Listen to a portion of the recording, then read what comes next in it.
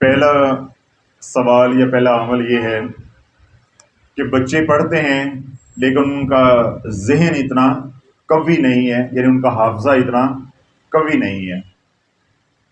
پچھلے دنوں میں بھی میں نے ایک عمل بتایا تھا درود پاک کے حوالے سے کہ درود پاک ایسی نعمت ہے جو حافظے کو تیز کر دیتی ہے،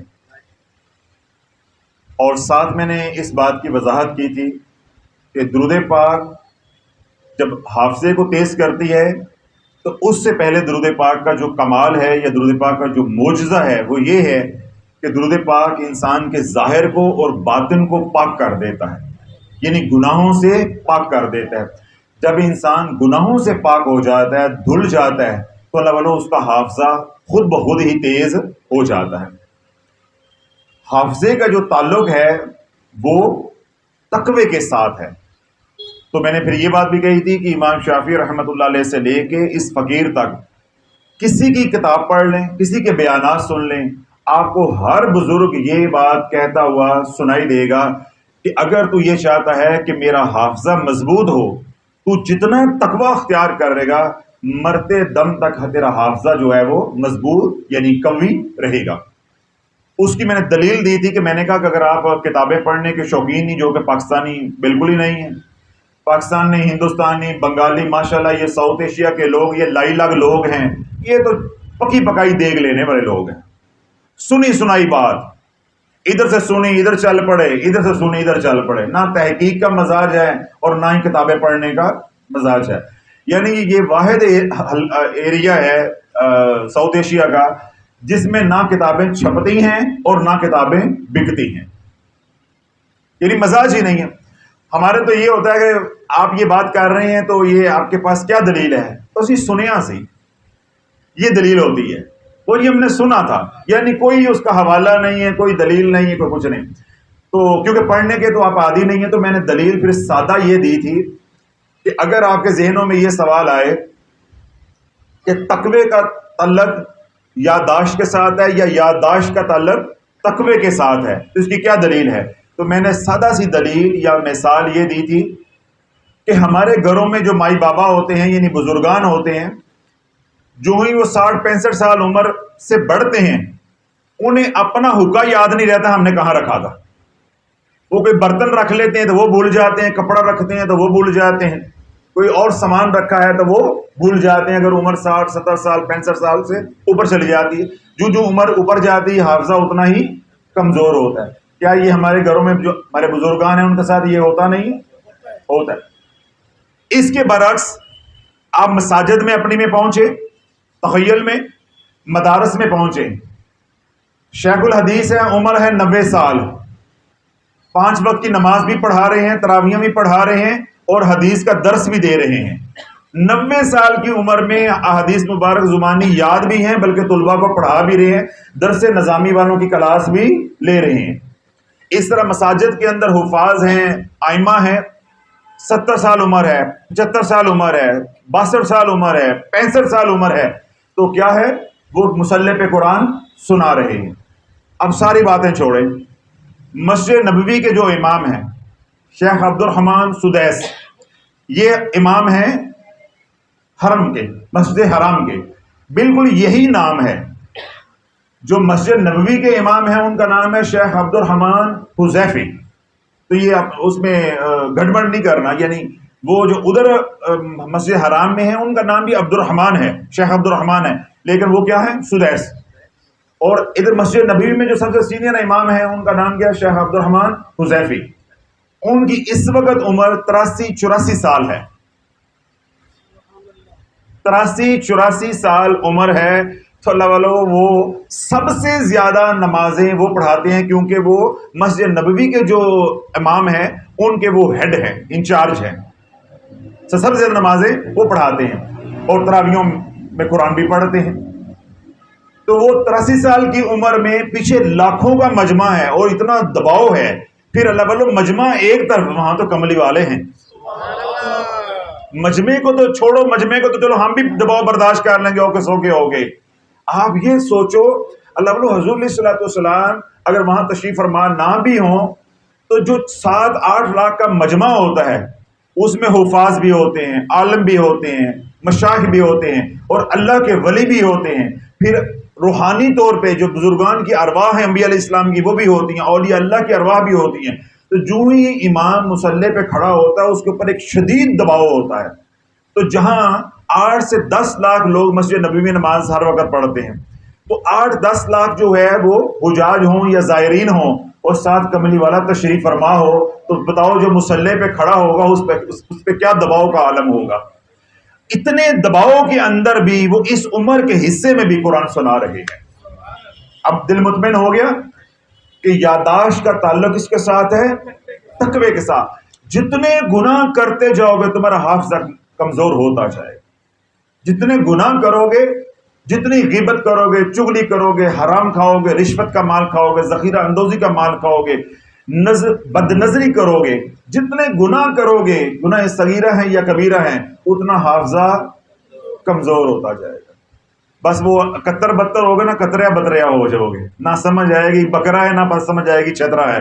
تو اگر یہ چاہتے ہو کہ میں ڈیمنشیا کا شکار نہ ہوں، یعنی بھولنے کا، نسیان کا مرض مجھے نہ لگے، تو اللہ بولو اب آپ نے بات سن لی، میں نے دلیل اور مثال بھی دے دی، اپنے گناہوں سے توبہ کر کے جاؤ تاکہ عافیت اور سلامتی والی زندگی جو گزار رہی ہو اللہ مرتے دم تک اللہ یہی عافیت اور سلامتی کو برقرار رکھے.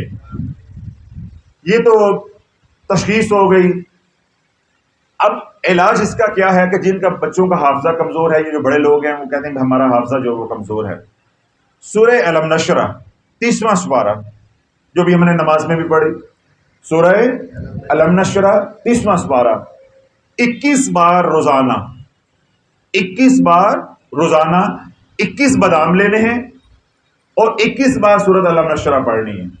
وہ 21 باداموں کی جو گریاں ہیں ان کو جیسے آپ کو طبیعت مائل ہوتی ہے، آسانی ہے، پانی میں بھگو کے کھانی ہے. جس طرح آج کل گرمی ان کو پانی میں بھگو دیں.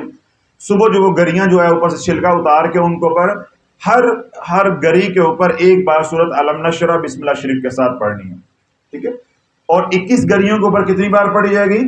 21 بار. اول و آخر 3 بار درود پاک پڑھ کے ایک بار سورۃ علم نشرہ پڑھیں گے، ایک گری پہ دم کریں گے، رکھ دیں گے، پھر دوسری پہ، پھر تیسری پہ، پھر چوتھی پہ، پانچویں، اس طرح الگ الگ ہر گری کو جو وہ دم کرنا ہے.